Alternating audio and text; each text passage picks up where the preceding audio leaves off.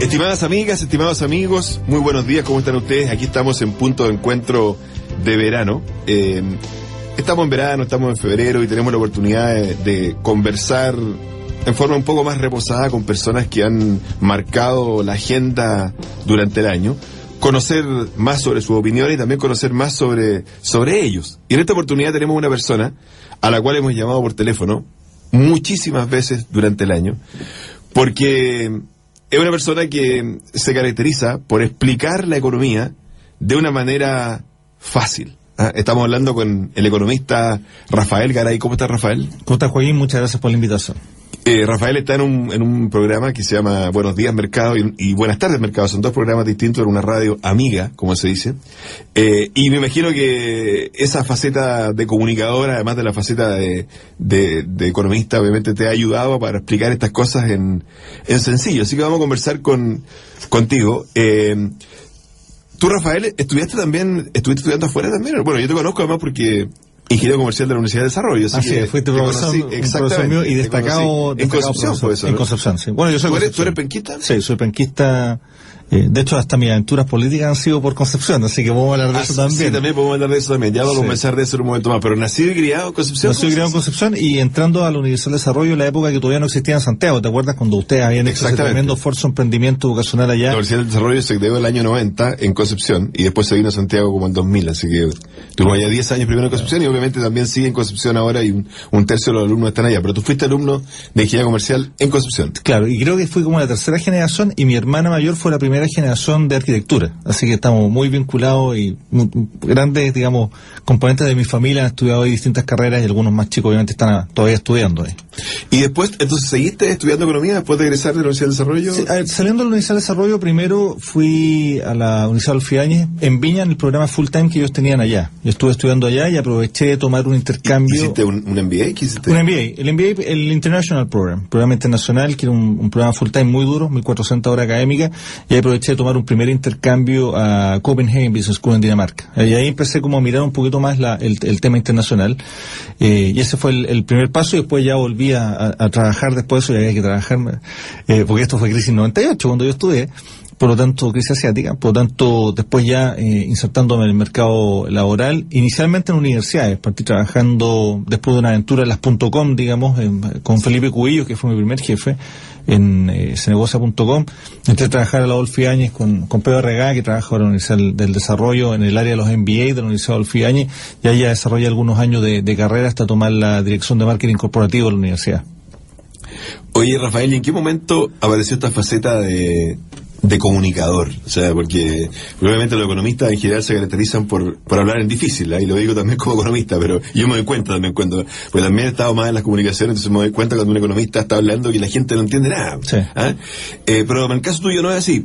¿En qué momento empezaste como a desarrollar esta faceta de comunicador o de hablar en más simple para explicar los fenómenos económicos? Mira, yo diría primero haciendo clases en la misma Universidad de Desarrollo, donde obviamente a veces tú tienes alumnos de cursos más chicos que no tienen una formación fuerte y tú tienes que poner los ejemplos muy simples, muy intuitivos. Pero yo llego a los medios por una casualidad, y una casualidad que ya tiene unos 10 años, y fue que yo hice una estimación respecto a un movimiento de tasa del Banco Central, cuando está en esa oportunidad Velasco como ministro de Hacienda, y el periodista me dijo que estaba loco porque era el único que estaba diciendo algo y que todo el consenso de la plaza tenía otro movimiento de tasas por parte del Banco Central. Pero que si yo llegaba, por esa casualidad de la vida, a estar correcto, que el día siguiente tenía que responder en vivo en Chilevisión. Y resulta que fue correcto. Yo anticipé un movimiento de tasa de 50 puntos cuando todo el mercado anticipaba 25, y tuve mi primera entrevista, digamos, televisiva en vivo con Fernando Pauls en la Maca Pizarro en la mañana de Chilevisión, eso hace unos 10 años atrás. De ahí me di cuenta de dos cosas. Primero, que podía tener una buena estimación, que es clave, porque si uno hace malas estimaciones ya mejor se queda en la casa. Pero segundo, tratar de aterrizar a la gente qué significaba eso. Qué significaba en términos de, por ejemplo, aumento de tasa de interés de la tarjeta de crédito. O sea, cuál es el efecto real. Porque una cosa son los efectos macros, ¿cierto? Cuando tú tienes un alza de interés, de una desaceleración de la economía. Pero hay gente que quiere saber cómo le pega en su bolsillo. Entonces, todas las cosas que yo empecé a hacer desde ahí, y en el periodo 2007, 2008, 2009, fui el economista con mayor exposición en medios, incluso más que el ministro de Hacienda en esa época, todo lo apuntaba a que la gente entendiera cuál era el efecto final. O sea, sí, mira, no sé, movimiento de tasa, no sé qué, ok, sí, mira, el producto importado le va a costar más caro. Ya, en términos sencillos, la lleva la suma. La lleva la suma. ¿Cómo afecta el bolsillo? Exactamente. O la tarjeta de crédito, cuando usted vea, va a tener un interés rotativo un poquito más alto. Entonces, eso yo creo que es algo que se va preparando para que la gente entienda. Mi público no son los especialistas, mi público es justamente la gente que quiere aprender, que quiere entender y que quiere tomar mejores decisiones. Y cuando una persona te dice que puede tomar una mejor decisión por un consejo tuyo, yo creo que esa es la mejor recompensa. Oye, yo amante de los programas de radio, te veo que acá rato te llaman a la televisión, te veo en CNN, te veo en 24H, en los canales, recurren bastante a ti para explicar el fenómeno económico. Y en la parte radial, ¿desde cuándo empezaste con estos programas? Mira, estoy ya contratado, digamos, por Radio Conquistador hace un poco más de 5 años. Primero una aventura diaria que es totalmente distinto. Todos sabemos que ir a dar una cuña es una cosa y estar todos los días, 1 hora, todas las mañanas, es distinto. Yo partí con Lidardo Buitrago, que por lo demás era alguien que yo admiraba desde la época escolar, ¿no? Que no me escucha, es ligado por la diferencia etaria, pero pero es especialista en temas internacionales. En temas internacionales. Hicimos una súper buena dupla, yo creo, ahí, y ya la radio llevo más de 5 años, y aparte de eso está el programa Buenas Tardes Mercado, que es un programa que va a llevar 1 año y medio, y que es un panel más joven, más lúdico, más jugado y más polémica, obviamente, pero muy entretenido. A mí me gusta mucho la radio porque la posibilidad de conectarse con la gente es una conexión muy íntima. Tú te metes cuando la persona está cocinando o cuando va manejando en su auto, reflexionando, y estás ahí, estás conversando o dando opiniones. La gente valora muchísimo, sobre todo que uno se juegue con opiniones claras, duras, más allá de a quién le pisa uno los callos, como se dice. Oye, Rafael, hay una faceta que quizás la gente conoce poco de ti, que tiene que ver con que tú eres deportista, Sí. Pero un deporte muy especial, que es el kudo. Sí. ¿Por qué no nos explicas qué es el kudo? A ver, el kudo es un... Porque uno entiende el karate, pero Sí. ¿qué es el kudo y cómo se diferencia? A ver, el kudo es un arte marcial mixta japonesa que en realidad es una mezcla entre karate japonés, entre boxeo y judo. Es decir, un deporte en el cual uno puede competir parado, usando golpes de mano, pierna, codo, etcétera, puede derribar, lanzar, y en el suelo puede, digamos, asfixiar, estrangular. O sea, es un deporte completo desde el punto de vista del contacto, que tiene una filosofía que es bien clara, porque, a ver, en resumen dice, mi maestro directo de japonés y es el creador, vive en Tokio, viajo 2 o 3 veces al año a entrenar con él. Y la filosofía es muy sencilla, dice que nosotros a través del kudo entrenamos gran fuerza física y mental, pero el objetivo final no es ganar una pelea, sino que contribuir a la sociedad desde donde uno esté. Como economista, puede ser alguien que es chofer de Transantiago, da lo mismo. Yo tengo amigos que trabajan o alumnos que trabajan en distintas, digamos, áreas y distintos tipos de actividades. Lo importante al final del día es hacer una contribución a que la sociedad sea mejor. Ahora, es un ¿Y tú entrenas cada, no sé cuántos días a la semana entrenas? No, cuando he estado en momentos precompetitivos, tengo que entrenar 3 veces al día. No hay una opción, digamos, de entrenar menos. Y eso es de lunes a sábado en general. Por tanto, son 18 entrenamientos a la semana. Tiempo. Mucho. Ahora, pero eso es previo a los campeonatos. Previo a los campeonatos, que en general uno debería estar preparándose más o menos 6 meses antes de un campeonato, debería estar con ese régimen. Y si no, hago clases personalizadas, digamos, y por ejemplo, no sé, Iván Núñez de Televisión, como nunca tiene tiempo, bueno, yo lo entreno a él, voy a su casa, entrenamos, vuelvo a la mía, hago algunas clases y dejo algún tipo de espacio para tratar de entrenar por lo menos 1 vez al día yo. Pero tú has participado en campeonatos mundiales, por lo que entiendo. Sí, ¿Cuál es el campeonato más importante en que has participado? A ver, lo que pasa es que en importancia yo he estado en 2 Copas del Mundo compitiendo. En Tokio 2005, que quedé 16 del mundo, en Tokio 2009, que quedé 8º del mundo, y después está el Sudamericano de Brasil 2011, que salí campeón, y después he estado como técnico en Rusia 2011, y en los World Games también como árbitro. He estado en las últimas 7 competencias internacionales del kudo a nivel mundial de los últimos 11 años, he estado presente en todas, ya sea como competidor o como técnico. ¿Y hay más chilenos en esto o en general son orientales todos? A ver, obviamente la supremacía oriental y generalmente entre rusos, japoneses... ¿Pero rusos también hay? Sí, no, los rusos es la selección más fuerte.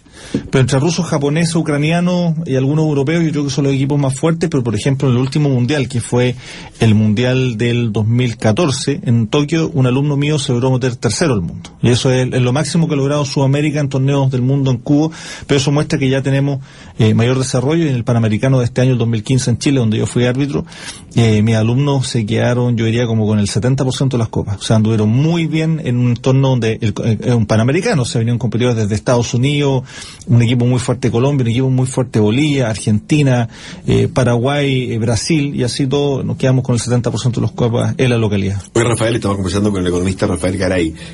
¿Hay una edad de retiro de esto? ¿Tú te proyectas, a lo mejor ya no a nivel competitivo, digamos, pero sí como entrenador, o vas a seguir ligado al deporte? No, ligado de todas maneras. De hecho, una de las cosas importantes que yo creo que he conseguido en el marco del deporte, pero más bien a nivel federativo, que yo soy miembro de un board, que es esta es una organización, para que tú entiendas, Joaquín, que está presente en 88 países, donde habemos más de 350.000 cinturones negros. Es una organización grande.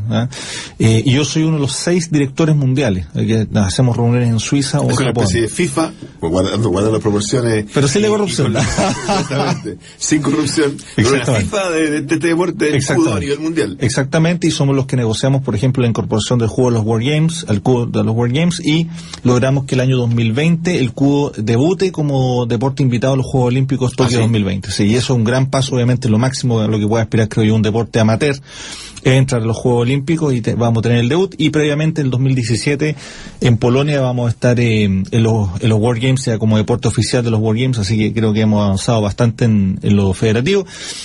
Voy a seguir lo federativo, tengo licencia clase A de arbitraje, lo que es la mejor licencia que se puede tener para esta disciplina, obviamente haciendo clases, pero la faceta competitiva intuyo que se acabó hace como un año. He tratado de mantenerme y me gustaría obviamente hacer una velada de despedida. 40 años. Y yo creo que el retiro óptimo debe estar por ahí por los 35. Pero uno siempre quiere estirar un poquito más la cuerda. Yo converso con mis amigos que tienen mi edad y todos tratan de competir, porque todos nos gusta competir. Pero hay que entender que uno también contribuye en lo federativo como árbitro y en la formación de los más jóvenes. Rafael, tú también eres un emprendedor.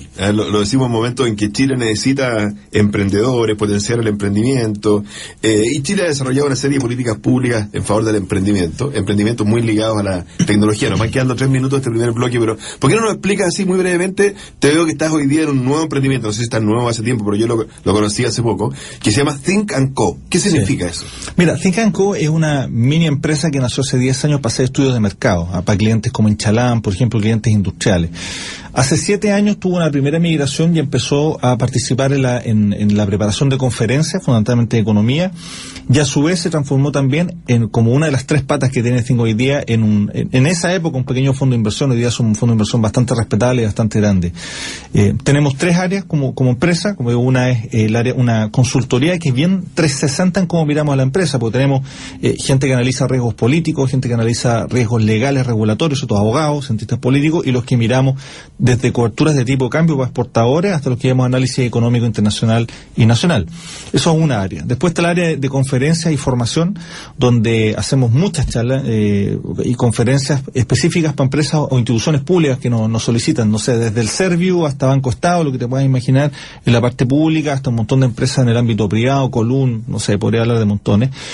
Y la tercera área, que es el fondo de inversión, que hoy día es grande, hemos incorporado recientemente, que son las fotos que tuviste, gerente de clientes, gerente de inversiones, para reforzar un área de inversiones que nos ha dado súper buenas satisfacciones, creo yo, desde el punto de vista de los resultados para los clientes, manejando muy bien los riesgos, porque hoy en día nadie quiere perder lo que le costó ganar y ahorró, digamos, en su gestión profesional.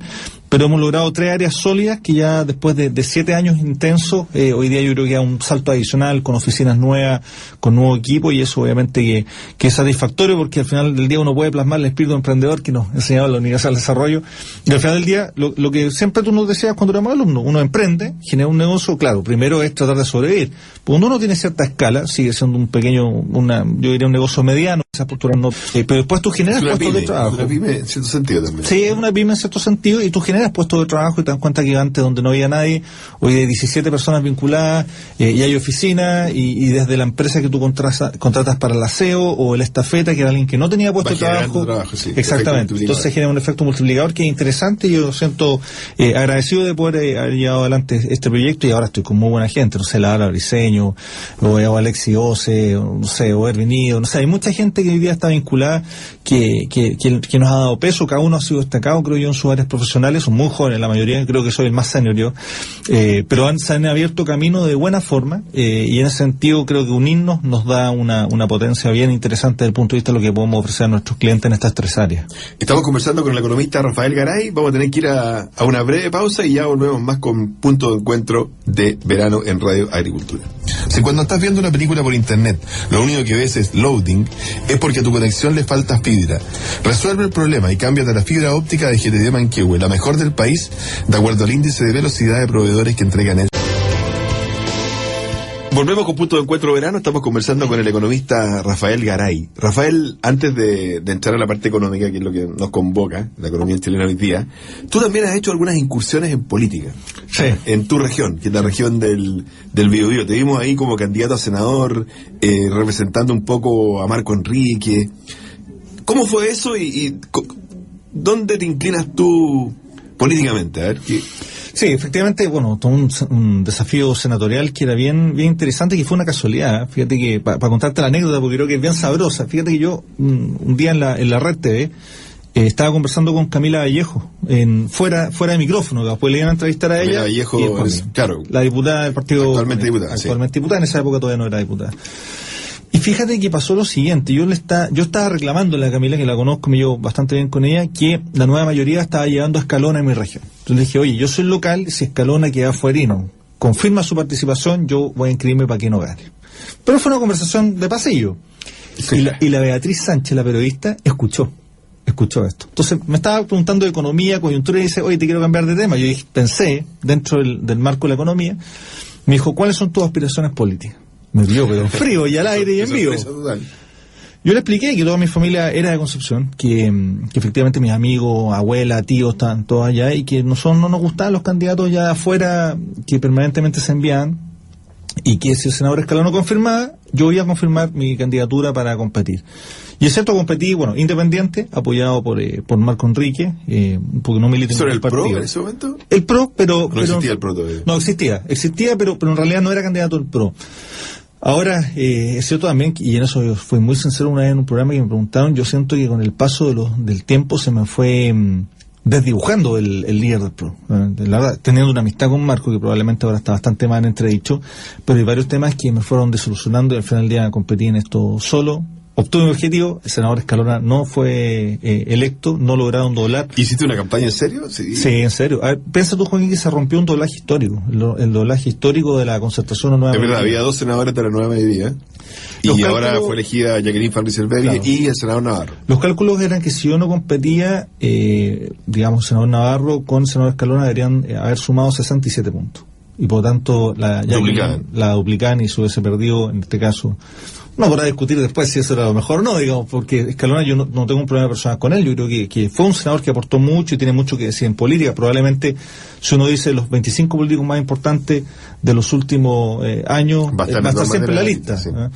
Pero yo creo que había que dar una señal también que liderazgos jóvenes, para ser candidato a senador me inscribí muy joven, con 36 años, podíamos disputar. Y yo creo que haber obtenido algo así como 45.000 votos con una campaña de que una vez Pepe Out me dijo... ¿45.000 votos? Sí, me dijo, sí. Pepe Out debe hacer esta es la campaña más eficiente para tu inversión. Me dijo, una inversión bajísima, 45.000 votos, sacaste más de 9% contra grandes, como Escalona, contra Navarro, contra la Jacqueline Farley Cervelli. Por tanto, yo me siento orgulloso, pero convocado a apoyar al país, pero no sé si es de la primera línea de la lista. Sí, cada cierto tiempo, yo quiero decir, porque yo viajo mucho a Concepción por las clases de la Universidad del Desarrollo, casi una vez a la semana, y cuando me leo bastante el diario El Sur de Concepción, que es el diario característico de la zona, y siempre se habla ahí, Rafael Garay, candidato a alcalde de Concepción, Rafael Garay, candidato a diputado por Concepción, o sea, siempre está como la expectativa de si vas a volver a la política en tu región. ¿Están los planes sobre el corto plazo o no?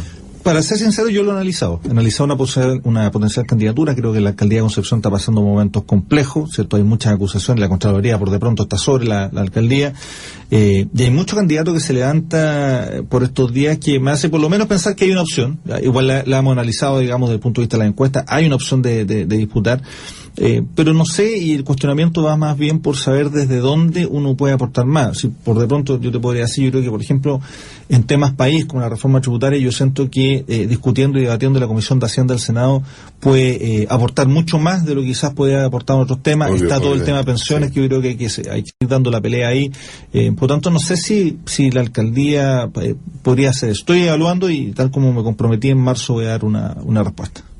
Rafael, estamos conversando con el economista Rafael Garay, entremos en materia lo que está pasando con la economía chilena de hoy, y como lo hemos dicho varias veces ya en el programa, tú te caracterizas por explicar estas cosas en sencillo, o sea, a la gente le interesa qué va a pasar con su trabajo. En Chile ha habido un fenómeno creciente en los últimos años, que es la clase media. La clase media ha aumentado. A mí me tocó ser ministro de Desarrollo Social en el gobierno anterior y uno se preocupaba de la pobreza, programas para la pobreza, pero tengo la sensación de que obviamente no es una sensación, sino que la realidad es que la pobreza en Chile ha disminuido y hoy día la gran mayoría de los chilenos se siente de clase media. Obviamente de clase media hay muchas.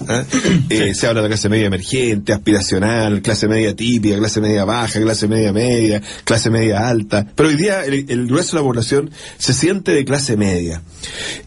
La clase media, ¿qué puede esperar, crees tú, de la economía del año 2016? Te lo digo porque llevamos como 3 años ya, el 2014, el 2015, y ahora la expectativa para el 2016 con un crecimiento de tipo 2%. La gente dice hoy las cifras más menos, crecimiento 2%, 3%, pero en el fondo el crecimiento del 2% más menos significa una economía como plana, como estancada. Claro. En que se crean pocos puestos de trabajo y la gente como de clase media como tiene más posibilidad de que el ascensor social que sube y baja la gente, el ascensor social, el riesgo que lo puede llevar para abajo en vez de subirlo y que haya más movilidad social. ¿Cómo ves tú la economía chilena desde la perspectiva del efecto en la clase media? Mira, primero decir, cierto, que con un escenario externo menos deteriorado del que vamos a enfrentar ahora, pensando en el año 2014, crecimos apenas un 1,9%.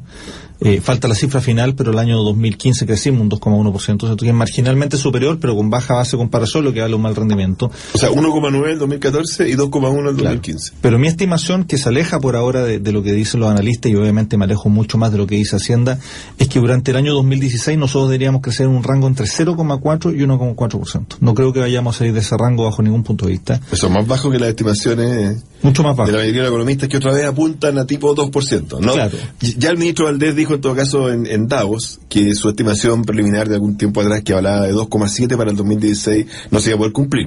Eso ya lo bajó. No, y aparte que su secretario Mico le sacó piso cuando dijo que era muy difícil crecer sobre el 2. Entonces yo creo que muchos han ido moviendo. Las estimaciones originales eran entre 2,8 y 2,7.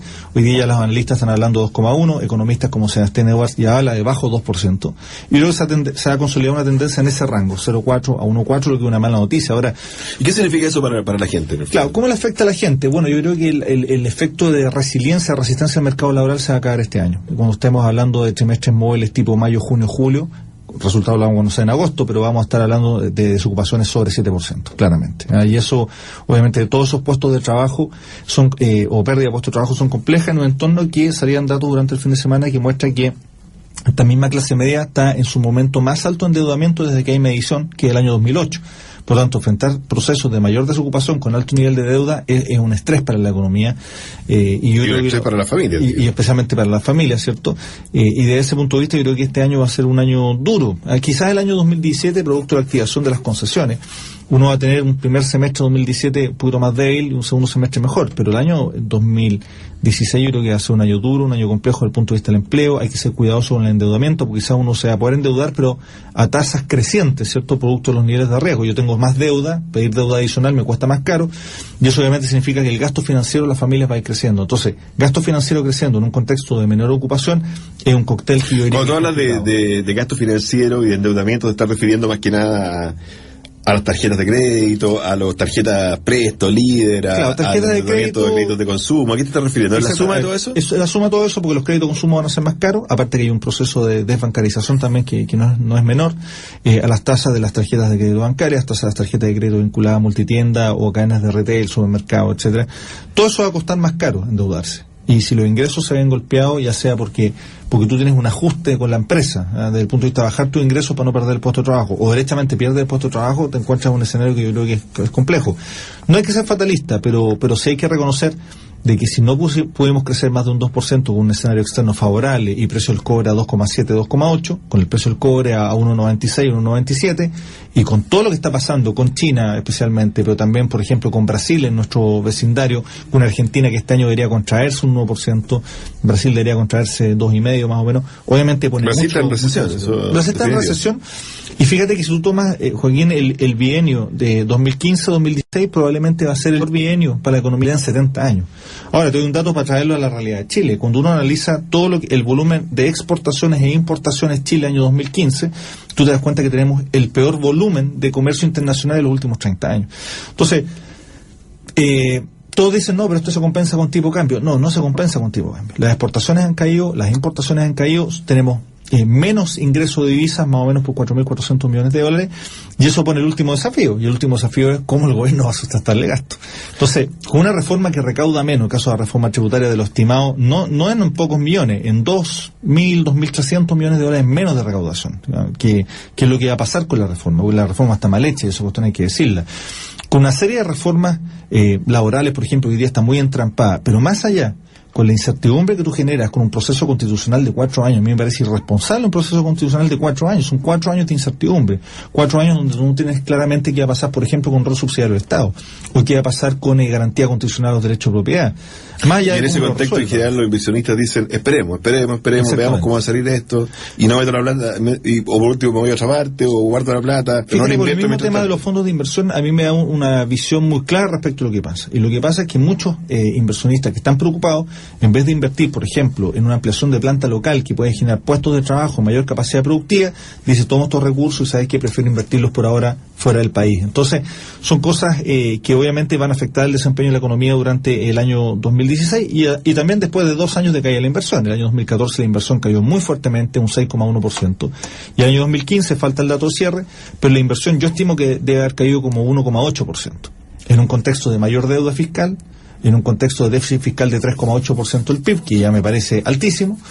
Por tanto, creo que, sobre todo la herencia del exministro Arenas ha sido una mala herencia para el país, y esperemos que Rodrigo Valdés, con todas las presiones que tiene, logre estabilizar esto un poco más y dejarnos por lo menos un buen pie para que el año 2017 sea un buen año para la economía chilena, mientras vemos cuáles son las mejoras estructurales para poder volver a crecer a tasas ojalá sobre 4% y no a estas tasas súper débiles, ¿cierto?, bajo 1,5 puntos, que creo que son lamentables. Tú mencionaste, Rafael, que el empleo se había demostrado como muy resiliente. Resiliente sí. Es una palabra difícil, pero en el fondo es un mono porfiado. Esos monos porfiados que tú les pegas y se vuelven a parar, a parar. El empleo no aumenta el desempleo a pesar de la debilidad de la economía. Exactamente. Y esto es como el cuento del lobo, que en algún momento todos dicen, oye, pero es que va a subir el desempleo, pero no sube el desempleo. ¿A qué atribuyes tú que no haya subido el desempleo pese a este crecimiento tan plano que hemos tenido? Bueno, cuando uno mira la descomposición de, por ejemplo, la encuesta de desempleo de microdatos de la Chile, o mira lo que señala el INE, bueno, aquí hay 2 componentes muy claves. Un componente es la fuerte generación de empleo fiscal, y eso no se puede desconocer. Uno tendría que analizar, ¿cierto? No están quizás todos los elementos de qué tan productivo es empleo fiscal, en qué está apoyando el país, pero hay mucho empleo fiscal que se ha generado. Y después hay un gran componente de generación de empleo por cuenta propia.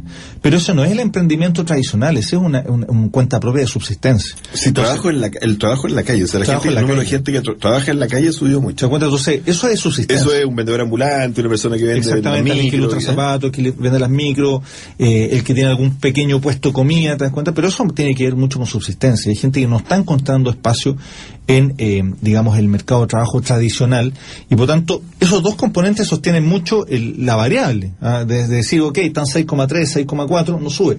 Sí, pero es bastante más precario de lo que teníamos antes. Toda la gente que trabaja en la calle es bastante más precario. Por favor, la gran mayoría no tienen ni SAPRE, ni AFP, ni ley social, ni ningún tipo de protección.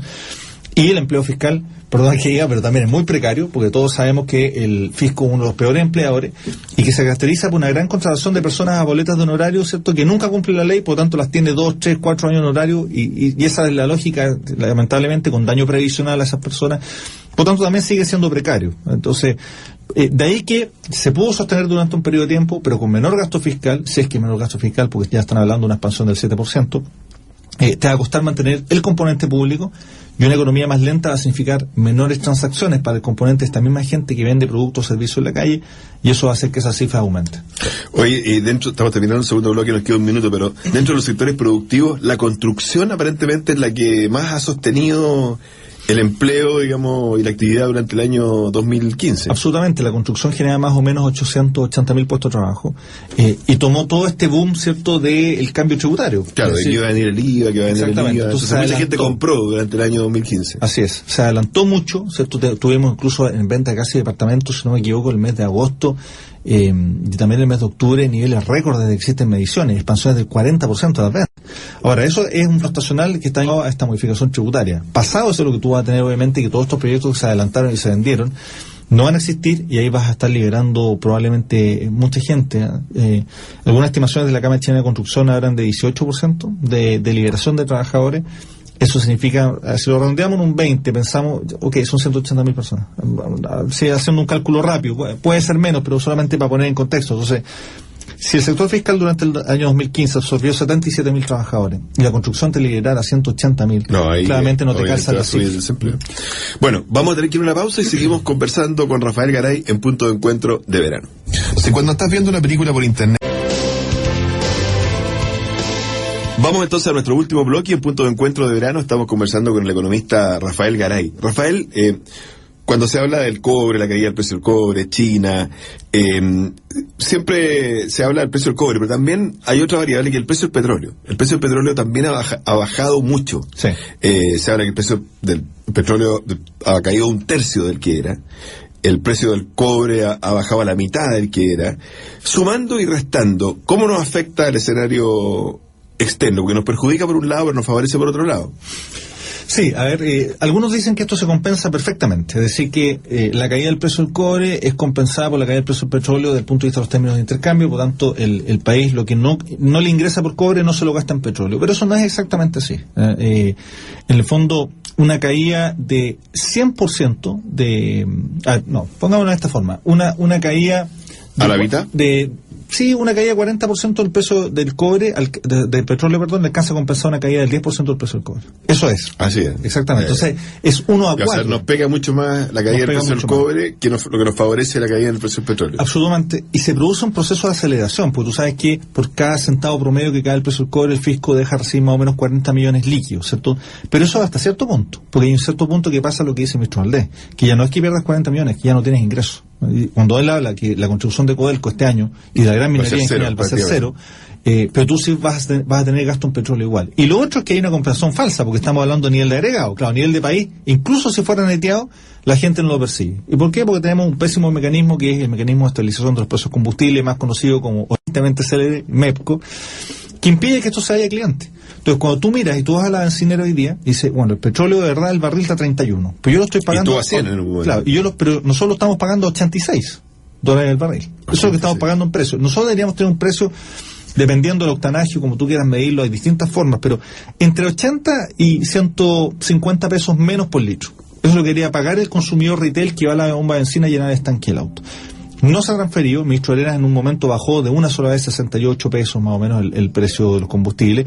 El ministro Valdés podría hacer exactamente lo mismo, pero hay falta el acto de sinceridad, porque la pregunta es ¿por qué no lo hacen? Bueno, no lo hacen porque requieren recaudación fiscal. El impuesto específico de los combustibles recauda hoy en día cerca de 2.400 millones de dólares, 2.400 millones de dólares que no puedes ceder, ¿cierto?, como recaudación, porque si no vas a tener que emitir más deuda de la que tienes programada, a pesar que yo creo que se va a emitir más deuda igual. El año 2016, hay según el presupuesto de la Nación, una emisión de deuda programada de 10.500 millones de dólares. En enero ya tenemos 2.500 millones emitidos, yo creo que vamos a emitir este año entre 12 y 14.000 millones. Yo creo que la emisión va a ser mayor, y ahí vamos a entrar al otro punto, que es deuda creciente en un contexto en el cual, por precio del cobre, Chile se considera un país más riesgoso y nos va a empezar a subir la tasa de interés del endeudamiento. Entonces, hay que tener cuidado porque estas no son las emisiones, por ejemplo, que hizo Felipe Larraín a tasa súper baja histórica.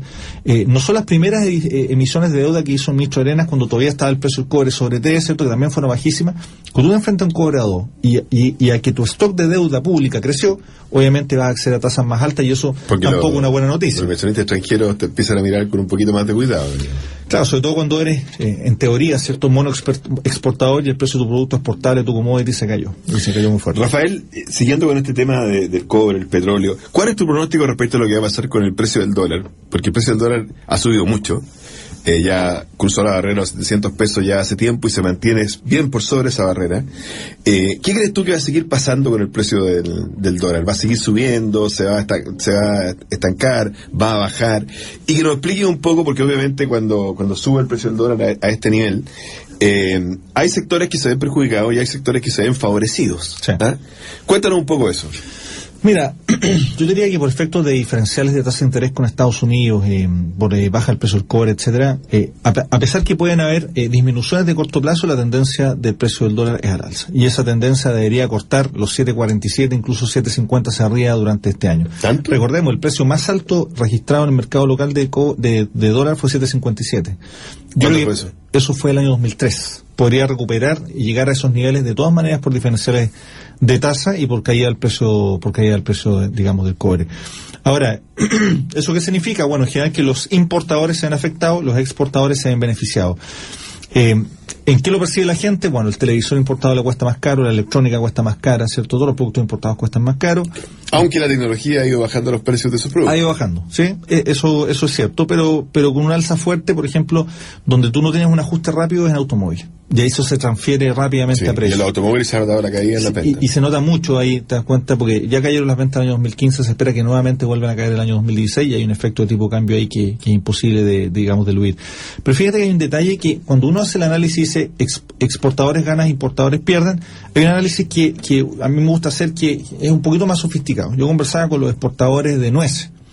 Los exportadores de nueces me decían, mira, hace un par de años atrás con el dólar de 500 nosotros vendíamos el kilo de nuez a $2. Por tanto, recibíamos 1.000 pesos chilenos por... Claro. La caída de la demanda china por nueces, por ejemplo, ha hecho que ellos tengan que buscar otros mercados y el precio se derrumbó. Entonces el precio se derrumbó a $1. Yeah. Entonces ahora reciben 720 pesos. Entonces se dice, claro, se ha depreciado fuertemente el tipo de cambio, pues yo no soy ganador, yo no soy de los sectores ganadores. Hay otros sectores ganadores, por ejemplo, todo lo que es la agricultura orgánica, que se han disparado los precios en dólares y el dólar está más caro, por lo tanto ellos están ganando bastante bien. Pero no es cierto que todos ganen igual. Piensa tú lo que está pasando con la estrategia noruega, ¿cierto?, de inundar el mercado internacional con salmón, lo que le está pasando a las salmoneras locales. Mercados tradicionalmente chilenos como Estados Unidos ahora están invadidos producto de una depreciación de tipo de cambio, digamos, noruego y de una estrategia muy agresiva de precios. Eso significa que el precio ha caído y no alcanza a compensar el alza del dólar la caída de precio. Por tanto, están en problemas los salmoneros de la zona de Puerto Varas, etcétera. Yo creo que lo están pasando bastante mal. Entonces, en general hay sectores ganadores y perdedores gruesos, pero dentro de los sectores ganadores también hay perdedores y dentro de los sectores perdedores, entre comillas, también hay ganadores. Gente que fijó precios, por ejemplo, fijó precios de importación a ciertos niveles que le permitan absorber en parte el alza del dólar y obviamente también van a vender productos importados, digamos, más baratos. Estamos conversando con el economista Rafael Garay. Rafael, hay una pregunta que siempre se le hace al economista y es muy difícil de responder, que es la siguiente. En lo que está pasando hoy día en Chile, ¿cuánto tú lo atribuyes a factores externos y cuánto tú lo atribuyes a factores internos? Te lo digo, nos van quedando 5 minutos del programa, pero factores externos me refiero a la caída del precio del cobre, todo eso, China, la desaceleración de China, pero también factores internos, porque la verdad es que, como tú lo decías antes, esta desaceleración de la economía chilena pasó antes que se desacelerara China. Claro. Y tiene que ver con reforma tributaria, con reforma laboral, con reforma constitucional, con ciertas cosas que provocan incertidumbre y que han frenado la inversión. ¿Cómo lo ves esto? ¿Se están sumando hoy día las dos cosas? ¿Los factores internos priman más, priman menos? ¿Qué está pasando? Yo diría que en el año, si nos ponemos tipo año fin del 2013-2014, un 80% de la responsabilidad son factores internos.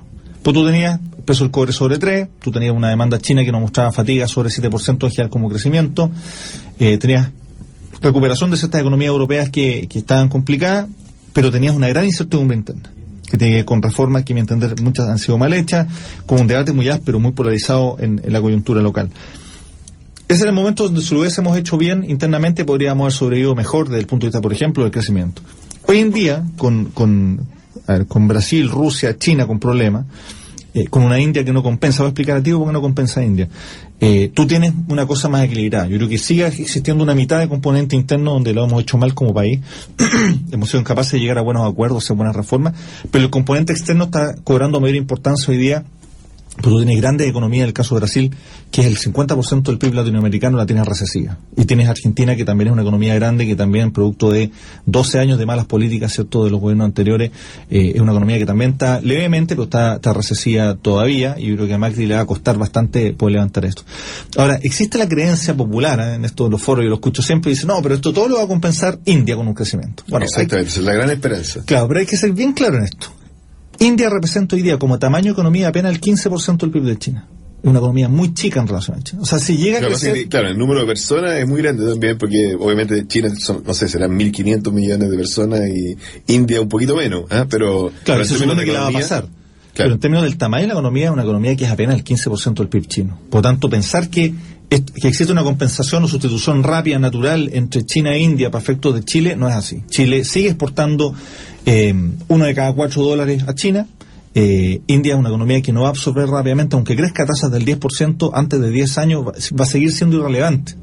Si crece al 10% durante 10 años, ok, va a ser el 30% del PIB chino, o 40%. Pero es menos de la mitad de la economía, entonces no alcanza a compensar, y por eso es bueno a veces poner números y poner, yo diría, ciertos elementos en el debate para que no nos pasen estas profecías autocumplidas. Es decir, no importa, vamos a sustituir China con India rápidamente. No es así. Es una economía mucho más pequeña, y probablemente para sustituir China vamos a necesitar un conjunto de economías. India puede ser una, puede ser Indonesia con 300 millones de habitantes en el sur, puede ser Filipinas con 70 millones de habitantes, puede ser Tailandia con 70 millones de habitantes, ok, pero hay que trabajar más porque hay que llegar a distintos mercados culturalmente muy distintos. Rafael, nos quedan 2 minutos, pero mira, si tú fueras el ministro Valdés, hoy día en estos días hemos visto al ministro Valdés hablando de que estas peleas tan fuertes, confrontacionales, por la reforma laboral, por esto no ayudan, que hay que calmar un poquito las aguas. Se está hablando de que hay conversaciones con los empresarios para tratar de crear más confianza. Si tú fueras el ministro Valdés, en 2 minutos, ¿qué harías en este momento? Yo diría varias cosas. Primero, sincerar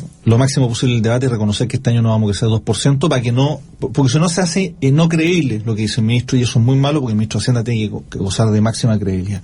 Segundo, impulsar una idea que era la agencia de concesiones, que yo creo que es clave, porque eso va a movilizar mucha inversión y va a generar mucha mano de obra, por tanto creo que es clave. Pero tercero, y acá lo más complicado, es llevar a su conglomerado a debatir los temas de manera más técnica, menos ideológica, y a lograr mejores reformas. Porque al final del día, el ministro puede hacer muchas cosas bien, pero hay que ser realista. La reforma tributaria fue mal discutida. Hoy en día estamos en un proceso de reforma que conozco bien por la cercanía con Bernardo Fontaine, e incluso Llorat, que defendió esta reforma, dice que podría venir una segunda reforma de la reforma. O sea, claramente lo hicimos mal. La reforma se cae en recaudación, se esperaba, según Arenas, 8.300 millones de dólares, mis estimaciones hablan de 5.700 millones. ¿Pero eso es por la desaceleración de la economía o porque quedó mal hecha la reforma? No, porque quedó mal hecha. O sea, tú podrías haber hecho una reforma que recaudara más con menos daño en la economía, siento yo. Pero acá se hizo un híbrido que no recauda mucho, pero que sí daña definitivamente, no solamente las confianzas, daña negocios específicos, ¿cierto? En una presentación por ahí en la Comisión de Hacienda del Senado con Agrícola Central, nosotros demostramos que incluso caía el precio de la tierra, y ese precio de la tierra es la garantía de los pequeños agricultores, por tanto tener acceso a financiamiento y cómo planteaban después. Yo creo que se pudo hacer mejor. Yo creo que el ministro Valdés, como líder, tiene la responsabilidad de llamar al orden, de mostrar el camino correcto y de alguna manera orientar, ¿cierto?, a toda esa gente moderada que existe en la nueva mayoría y que es la mayoría. No el Partido Comunista, porque es una pelea perdida. Ellos son ideológicos y a ellos les gusta tratar de desarmar el sistema, ¿cierto?, porque vienen de un modelo por lo más hiper obsoleto en el mundo. Nadie pensaría hoy día que un régimen comunista podría lograr algo. Sino cosa mirar Venezuela, o mirar Argentina bajo los Kirchner, o mirar, Bolivia con Evo Morales, o mirar Rafael Corea Correa. del Norte. O Corea del Norte, que ese ya es el extremo. O Cuba, ¿ya? Pero yo creo que las responsabilidades del ministro es tomar toda esa gran masa de gente que es moderada dentro de la nueva mayoría, hacerla conversar con la gente moderada de la Alianza, ¿cierto?, o de Chile Vamos, y decir, mira, ¿sabes qué? Todas estas cuestiones se pueden hacer bien en la medida que logremos buenos acuerdos. Rafael Gaday, te quiero agradecer muy especialmente haber estado en Punto de Encuentro. La verdad es que hemos repasado todo lo que está ocurriendo hoy día con la economía chilena. Hay predicciones, vamos a ver si se van a cumplir. Ojalá. Más adelante seguiremos conversando, y que estés muy bien. ¿Sales de vacaciones o no? No, hay mucho trabajo por hacer, así que no creo que antes de mediados de año todavía pueda haber vacaciones. O sea, tú eres de los que toman vacaciones en el invierno. Vamos a tratar, todavía no estoy ni siquiera muy seguro, pero voy a tratar. Bueno, oye, felicitaciones por todo lo que has hecho. Muchas gracias por haber estado en Punto de Encuentro. Que estés muy bien. Gracias por la invitación. Gracias.